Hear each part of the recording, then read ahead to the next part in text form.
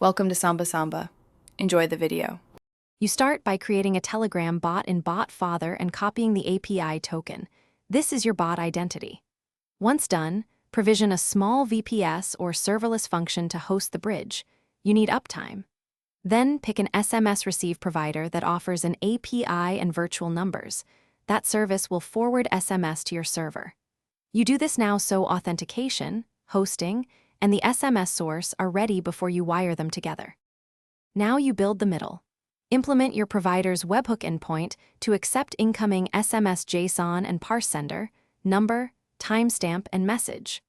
Once parsed, use the Telegram Send Message API with your bot token to forward that content to the correct chat.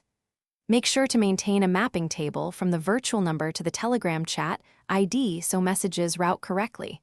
Otherwise, messages will be lost. Test with a single number and assert message format and encoding are preserved. Finish by validating the provider's webhook configuration. Make sure the URL is HTTPS and requires an auth header or secret so only the provider can post. Then add input sanitization, rate limits, and delivery logging so you can retry failures automatically. If nothing appears in Telegram, check the webhook endpoint is reachable, verify the bot token, and inspect the provider delivery logs. These 3 checks resolve most issues. Finally, rotate tokens if you suspect leakage and monitor for abuse. Thanks for watching. Consider subscribing if we helped you.